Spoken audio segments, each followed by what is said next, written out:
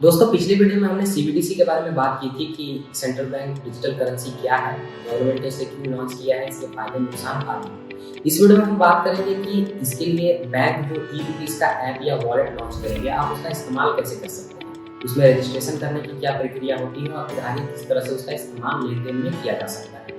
वहाँ हमने बताया था कि अभी इस सीबीडीसी को पायलट प्रोजेक्ट के तहत लॉन्च किया गया है, यानी एक लिमिटेड एरिया में और लिमिटेड लोगों के लिए। और वहीं पर हमने बताया था कि इसमें अभी सिर्फ 4 ही बैंक है, जिसमें कि एसबीआई, यस बैंक, आईसीआईसीआई और फिर आईडीएफसी फर्स्ट बैंक। इन्हीं 4 बैंकों ने अभी इस डिजिटल करेंसी के लिए अपना ई वॉलेट लॉन्च किया है। और इसमें भी अगर अभी आप प्ले स्टोर पर जाकर देखेंगे तो आपको सिर्फ आईडीएफसी फर्स्ट बैंक का ई रुपीस का वॉलेट भी देखने को मिलेगा। आप उसे ही सिर्फ इंस्टॉल कर सकते हैं और उसका इस्तेमाल कर सकते हैं। हो सकता है आने वाले कुछ ही समय में हमें और भी ये जो 3 बैंक हैं इनका भी ई रुपीस का ऐप प्ले स्टोर में देखने को मिलेगा। तो इस वीडियो में हम इसी को स्टेप बाय स्टेप जानेंगे। और चूंकि अभी प्ले स्टोर पर सिर्फ आईडीएफसी फर्स्ट बैंक का ही ई-रुपीस का वॉलेट उपलब्ध है, तो अभी हम इसी के माध्यम से देखेंगे कि इसके स्टेप्स क्या हैं, किस तरह से आप इसमें रजिस्ट्रेशन कर सकते हैं और फिर किस तरह से इसका इस्तेमाल कर सकते हैं। तो दोस्तों सीबीडीसी ऐप यानी ई-रुपीस के इस्तेमाल की बात करें तो सबसे पहले इसके लिए ज़रूरी है कि जो भी 4 बैंक हैं और जिन्होंने भी ई-रुपीस का ऐप अभी रिलीज किया है उनके द्वारा आपको इन्विटेशन आया होम पेज खुलेगा, जिसमें नीचे आपको एंटर का बटन दिखेगा, आपको उस पर क्लिक करना है।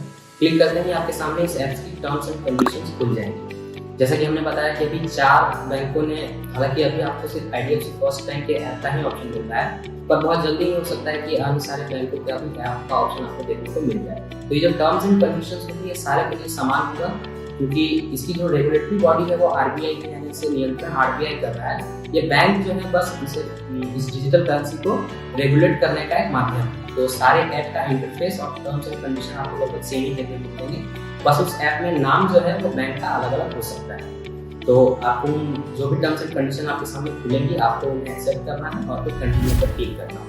टर्म्स एंड कंडीशन एक्सेप्ट करने के बाद आपको इस ऐप से संबंधित कुछ जरूरी बातें बताई जाएंगी। आप उन्हें पढ़ सकते हैं या फिर चाहें तो स्किप भी कर सकते हैं। अब शुरू होता है मेन प्रोसेस यानी कि रजिस्ट्रेशन का। आपको वहाँ स्टार्ट रजिस्ट्रेशन का बटन दिखेगा, आपको उस पर क्लिक करना है। जैसे ही आप क्लिक करेंगे तो सबसे पहले आपको सिम वेरीफाई करना होगा। आपके सामने सिम 1 और सिम 2 का ऑप्शन खुलेगा। जिस भी सिम से आप इस सीबीडीसी के लिए रजिस्ट्रेशन करना चाहते हैं आप उसे चुन सकते हैं। बेहतर यही होगा कि आपके बैंक अकाउंट से जो नंबर लिंक है आप उसे ही चुनें। आपको बस सिम को सिलेक्ट करना है और फिर कंटिन्यू पर क्लिक करना है। कुछ समय बाद आपका सिम का वेरिफिकेशन पूरा हो जाएगा और आप अगले स्टेप पर चले जाएंगे। अगर आपने उस एसएमएस के माध्यम से आपको डाउनलोड करके इंस्टॉल किया होगा तो हो सकता है कि सिम वेरिफिकेशन के बाद आपको वापस उस एसएमएस के पेज पर डायरेक्ट किया जाए। अगर ऐसा होता है तो आपको वापस से इस ऐप पर चले आना है, या नहीं होता है तो आप सिंपली कंटिन्यू पर क्लिक करेंगे। कंटिन्यू पर क्लिक करने के बाद आप अगले स्टेप में पहुंच जाएंगे, जहां आपको बेसिकली इस ऐप के लिए पिन सेट करना होगा।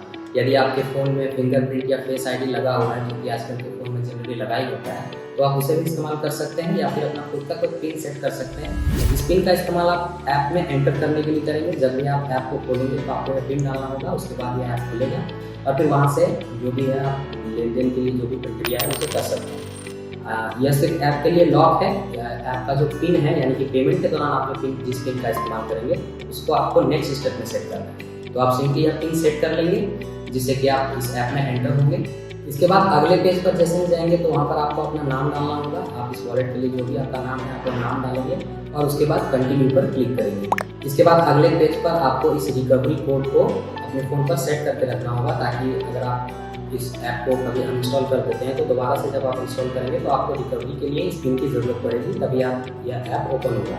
या फिर अगर आप नए मोबाइल पर शिफ्ट होते हैं तो वहाँ पर भी इस ऐप को रिकवर करने के लिए आपको इसी पिन की ज़रूरत होगी। तो आपको इसे रिकवरी पिन को जो है वो सेव करके रख लेना है। इसके बाद जो अगला पेज खुलेगा उसमें आपको ऑप्शन मिलेगा continue to set your wallet PIN. जो वॉलेट का पिन होगा, जिस तरह यूपीआई का पिन होता है जिसका इस्तेमाल आप पेमेंट के दौरान करते हैं, उसी तरह 6 डिजिट का आपको वॉलेट का पिन सेट करना होगा। और जब भी आप कोई पेमेंट करेंगे तो उस दौरान आपको इसी पिन का इस्तेमाल करना है। आप अपने हिसाब से एक 6 डिजिट का पिन सेट कर लें और सेट करने के बाद आपको फिर यस के बटन पर क्लिक करना है। ऐसा करते ही आपका पिन जो है वो सेट हो जाएगा इस वॉलेट के लिए और फिर आपको कंटिन्यू के बटन पर क्लिक करके अगले पेज पर चले जाना है। इसके बाद आपके सामने जो पेज खुलेगा उसमें बेसिकली आपको अपने आईडीएफसी फर्स्ट बैंक उसमें जो आपका अकाउंट होगा उसको इस वॉलेट से लिंक करने का ऑप्शन होगा। आप जो इस डिजिटल ई-रुपीस वॉलेट का इस्तेमाल करेंगे तो पहला कि आपको अपने बैंक अकाउंट से इस वॉलेट में पैसे ट्रांसफ़र करने होंगे और उसके बाद फिर आप इस डिजिटल करेंसी का उपयोग कर सकते हैं, जैसा कि अपने वॉलेट से कैश का करते हैं। तो आपको यहाँ पर अपना IDFC चूँकि IDFC फर्स्ट बैंक का यूपीस का ऐप है, तो आपको अपने IDFC फर्स्ट बैंक का जो अकाउंट है उसको इससे लिंक करना होगा। लिंक करने के लिए आपको सिंपली बस नीचे जो ऑप्शन दिखेगा अकाउंट का, उस पर क्लिक करना है। उसके सामने उसके बाद जो पेज खुलेगा उसमें आपको आपके IDFC फर्स्ट बैंक की सारी अकाउंट डिटेल्स दिख जाएंगी, आपका अकाउंट नंबर, नाम जो भी है। आपको बस सेलेक्ट दिस अकाउंट को चूज कर लेना है। उसके बाद जो अगला पेज खुलेगा उसमें आपको आपका जो IDFC बैंक का अकाउंट होगा, उसका जो ATM कार्ड होगा, उस ATM कार्ड का लास्ट का 6 डिजिट एंटर करना है। इसके अलावा वैलिड थ्रू यानी कि आपकी ATM कार्ड की एक्सपायरी डेट भी आपको वहाँ डालनी होगी, और ये सारी जानकारी भरकर आप फिर आगे कंटिन्यू पर क्लिक करेंगे। बस रजिस्ट्रेशन का प्रोसेस इतना ही था। इतना करने के बाद आपने जो है इस e-rupees वॉलेट के ऐप में रजिस्ट्रेशन कर लिया है। अब आपके सामने यह e-rupees वॉलेट का ऐप का जो होम पेज है यानी जो भी इसका इंटरफेस है वह खुल जाएगा। जैसा कि हमने सभी भी बताया कि किसी भी बैंक का जो e-rupees का वॉलेट होगा उसका इंटरफेस लगभग सेम ही होगा, प्रोसेस भी लगभग सेम ही होगा, लगभग क्या बिल्कुल यही होगा।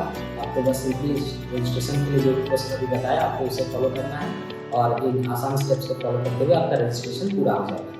आपके सामने ऐप खुल जाएगा। अब बात आती है कि आप इस वॉलेट का यानी इस ऐप का इस्तेमाल कैसे कर सकते हैं डिजिटल करेंसी में, और किस तरह से लेन देन या पैसों का भुगतान कर सकते हैं। तो जैसे ही आपके सामने इस ऐप का होम पेज खुलेगा तो इंटरफेस कुछ इस तरह से होगा, जहाँ की मेनली आपके काम के जो ऑप्शन होंगे वो यही 4 होंगे, जिसमें से कि इन 4 ऑप्शंस में सेंड, कलेक्ट, लोड और रिडीम। तो सबसे पहला जो आपका काम का ऑप्शन है वह है लोड। लोड में बेसिकली आपको अपने बैंक अकाउंट से इस वॉलेट में पैसे लोड करने होंगे, यानी कि वॉलेट में डालने होंगे, और उसके बाद आप बिना बैंक के इन्वॉल्वमेंट के इस डिजिटल करेंसी का उपयोग लेन देन में कर सकते हैं। कहीं भी अगर आपको पेमेंट करना है तो पहले आपको एक बार अपने बैंक अकाउंट से इस वॉलेट में पैसे ट्रांसफर करने होंगे, और उसके बाद आपने जो भी वॉलेट आपने सेट किया है उसका इस्तेमाल करके आप डिजिटल करेंसी का यानी इस डिजिटल पैसे का भुगतान जहाँ चाहें वहाँ कर सकते हैं। आपको बता दें कि इस ऐप में जो भी पैसा होगा, या हमने पहले वीडियो में भी बात की थी, जो भी नोट और जो भी सिक्के अभी मार्केट में चल रहे हैं वो सारे आपको डिजिटल फॉर्म में दिख जाएंगे। आप वहाँ जाकर सेलेक्ट कर लें कि आपको कितने पैसे अपने वॉलेट में लोड करने हैं, आप सेलेक्ट कर लें नोट अपने हिसाब से, इसके बाद सिक्के भी अपने हिसाब से, और फिर आपको वहीं नीचे लोड का ऑप्शन देखने को मिल जाएगा। आप इस वॉलेट में वहाँ से पैसे लोड कर सकते हैं, और उसके बाद फिर अपने जो भी आपका पिन होगा वॉलेट का उसका इस्तेमाल कर सकते हैं। जहाँ भी इस ऐप से पेमेंट रिसीव होगा वहाँ जाकर आप आसानी से इस डिजिटल पैसे का भुगतान कर सकते हैं। तो जैसा कि हमने बताया, लोड करने का प्रोसेस भी सिंपल है। आपको सिंपली लोड पर जाना है। वहाँ पर आपको 2 सेक्शन मिलेंगे, एक नोट का और एक कॉइन का। आपको नोट में सेलेक्ट कर लेना है कि आप कौन कौन से नोट यानी कि कितने पैसे बेसिकली अपने वॉलेट में ट्रांसफर करना चाहते हैं। एक बात ध्यान रखने वाली है जो ऑब्वियसली है कि आपके अकाउंट में जितने पैसे होंगे आपको उतना ही पैसे यहाँ पर शो किए जाएंगे। यानी कि अगर आपके अकाउंट में 500 रुपये है तो आप ऑब्वियसली 100 रुपीज़ अपने वॉलेट में ऐड नहीं 1000 रुपीज़ अपने वॉलेट में ऐड नहीं कर पाएंगे। जितना भी पैसा आपके बैंक अकाउंट में होगा उसी के हिसाब से उसमें से कुछ या चाहे उसमें से कुछ ही जो है आप अपने वॉलेट में लोड कर पाएंगे। तो आपको बेसिकली बस वहाँ उस नोट को और फिर सिक्के को सेलेक्ट कर लेना है। नीचे आपको ऑप्शन दिखेगा लोड रुपीज़ का, आपको उस पर क्लिक करना है। उसके बाद आपके सामने वही ऑप्शन खुलेगा आपके IDFC बैंक का, या फिर उसके नीचे आपको अदर UPI अकाउंट का भी ऑप्शन मिलेगा। यानी अगर आप चाहें तो उस IDFC अपने अकाउंट से वॉलेट में पैसे डाल सकते हैं, या फिर अगर किसी अन्य UPI से चाहें तो वहाँ से भी अपने वॉलेट में पैसे डाल सकते हैं। तो वो ऑप्शन खुलेगा तो आपको सेलेक्ट कर लेना है अपना बैंक अकाउंट या फिर UPI, और फिर नीचे कन्फर्म के बटन पर क्लिक करना है। इसके बाद दोबारा आपको एक पेज पर जानकारी दी जाएगी कि आपने कितने रुपये सेलेक्ट किए हैं लोड करने के लिए। अगर सही रहता है तो फिर आप लोड डिजिटल रुपीज़ का ऑप्शन आपको नीचे मिलेगा, आपको उस पर क्लिक करना है, और उसके बाद जो है आपके बैंक अकाउंट से या फिर UPI से जो भी आपने सेलेक्ट किया होगा उसका पिन आदि डालकर आप जो भी पैसे आपने सेलेक्ट किए होंगे वो आपके वॉलेट में ट्रांसफ़र हो जाएंगे। तो वॉलेट का पेज अगर खुलेगा तो वहाँ ऊपर आपको एक आई का आइकन दिखेगा आँख का। आप अगर उस पर क्लिक करेंगे तो आपको शो हो जाएगा कि आपने अपने बैंक अकाउंट से या फिर जो भी UPI अकाउंट से कितने पैसे अपने वॉलेट में ऐड किए हैं। तो वहाँ पर आपको शो हो जाएगा कि अभी आपके वॉलेट में इतने पैसे हैं। अब बात आती है भुगतान की, या फिर भुगतान की ही बात मिली है तो आपको सेंड के ऑप्शन पर इसका विकल्प मिलेगा। आप सेंड पर क्लिक करेंगे तो ऊपर आपको शो होगा कि आपके अकाउंट वॉलेट में अभी इतने रुपए हैं। नीचे आपको फ़ोन नंबर या कॉन्टैक्ट या फिर QR कोड का ऑप्शन मिल जाएगा, यानी आप डायरेक्टली किसी फ़ोन नंबर पे पेमेंट कर सकते हैं उसी पैसे से जितने कि आपके वॉलेट में है, या फिर अगर आप चाहें तो QR से भी पेमेंट कर सकते हैं। पेमेंट करने के लिए आपको वही नंबर सेलेक्ट करना है, अमाउंट सेलेक्ट करना है, वॉलेट में से आप कितना देना चाहते हैं, उसके बाद आपको अपना जो भी आपने पिन सेट किया होगा वह डालना होता है। बेसिकली ये सारी प्रोसेस यूपीआई जैसा ही होगा। आप पिन डालेंगे और फिर जितना पैसे आप ट्रांसफर करना चाहेंगे या भुगतान करना चाहेंगे वो ट्रांसफर हो जाएगा। इसके बाद बात आती है कलेक्ट की, यानी किसी से पैसे लेने के लिए। तो प्रोसेस वही है, आपको बस कलेक्ट के विकल्प पे जाना है। वहाँ जाने के बाद आपको इंटर अमाउंट मिलेगा कि आप जिससे पैसे ले रहे हैं तो आपको कितना लेना है। आप वो अमाउंट वहाँ डाल दें, उसके बाद नीचे आपको जनरेट क्यूआर का ऑप्शन मिलेगा। आप क्यूआर जनरेट कर लें, या अगर सामने वाला व्यक्ति चाहे तो डायरेक्ट आपके फोन नंबर पे भी पैसे दे सकता है। वो अगर सेंड के ऑप्शन पे जाएगा तो वहाँ नंबर का ऑप्शन मिल जाएगा, वो डायरेक्टली आपका नंबर डाल के अगर आपका लिंक होगा, क्योंकि आप ऐप का इस्तेमाल कर रहे हैं तो लिंक होगा है, तो वहाँ वो नंबर डाल के आपको सेंड कर सकता है। या फिर अगर आप क्यूआर से पेमेंट एक्सेप्ट करना चाहते हैं तो आप अमाउंट डालेंगे और जनरेट क्यूआर पर क्लिक करेंगे। नीचे एक क्यूआर बनेगा, जो भी व्यक्ति आपको पेमेंट करना चाहता है वो अपने फोन से क्यूआर को स्कैन करेगा, अपना बिल डालेगा और फिर जो भी पैसे होंगे वो सेंडर से रिसीवर के वॉलेट में कलेक्ट हो जाएंगे। इसके बाद जो फोर्थ ऑप्शन है वो है रिडीम का। रिडीम का बेसिकली मतलब यही है कि अगर आप अपने वॉलेट से दोबारा अपने बैंक अकाउंट में जो है वो पैसे को ट्रांसफर करना चाहते हैं तो वहाँ वो आप रिडीम के माध्यम से कर पाएंगे।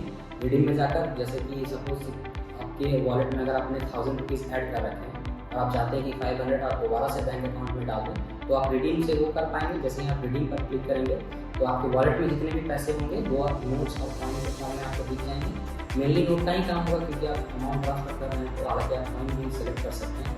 तो आपको बस नोट और कॉइन इसी तरह से सेलेक्ट कर लेना है। नीचे आपका ऑप्शन मिलेगा रिडीम डिजिटल रुपीज़ को, आपको इस पर क्लिक करना है। उसके बाद दोबारा से आपको वही अपना IDFC अकाउंट चुन लेना है, क्योंकि वॉलेट से जो है आपके पैसे उसी IDFC बैंक अकाउंट में जाएंगे। तो आपको अकाउंट चुन लेना है और फिर कंफर्म कर देना है। यहाँ पर आपको अपना वॉलेट का जो पिन हुआ डालना होगा, क्योंकि आप वॉलेट से अकाउंट में पैसे ट्रांसफर कर रहे हैं। जो आपने पिन सेट किया होगा आपको पिन डालना होगा और जैसे ही आप कंफर्म पर क्लिक करेंगे तो आपके वॉलेट से जो है बैंक अकाउंट में पैसे ट्रांसफर हो जाएंगे। और उसके बाद वॉलेट में जितने भी पैसे आपने ट्रांसफर किए वो कट जाएंगे। अगर आपने सारे ट्रांसफर कर दिए तो फिर ऑब्वियसली आपके वॉलेट में जीरो बैलेंस शो होगा। तो यही मेरे 4 ऑप्शन थे और इस तरह से आप इस ऐप का इस्तेमाल कर सकते हैं। तो इस वीडियो में इतना ही। यहाँ हमने स्टेप बाय स्टेप जाना कि पहले आप इस तरह से डाउनलोड करके इसमें रजिस्ट्रेशन कर सकते हैं और फिर इस ई-रुपीज़ का जो वॉलेट है उसका इस्तेमाल कैसे कर सकते हैं। अभी के लिए आपको प्ले स्टोर पर सिर्फ IDFC फर्स्ट बैंक का डिजिटल वॉलेट ही देखने को मिलेगा ई-रुपीज़ का। आप वहाँ से चाहे तो उसका इस्तेमाल कर सकते हैं। अगर आपका IDFC फर्स्ट बैंक में खाता है तो आप देख सकते हैं जाकर कि आप अभी डिजिटल रुपीज़ जो है उसका इस्तेमाल कर सकते हैं। तो इस वीडियो में इतना ही। अगर आपको ये जानकारी अच्छी लगी तो इस वीडियो को लाइक करें। चाहते हैं कि इस तरह की जानकारी और लोगों तक पहुंचे तो इस वीडियो को शेयर करें। फाइनेंस से जुड़ी इस तरह की और वीडियोस देखने के लिए हमारे चैनल को सब्सक्राइब करें और यहाँ पर वीडियो आपका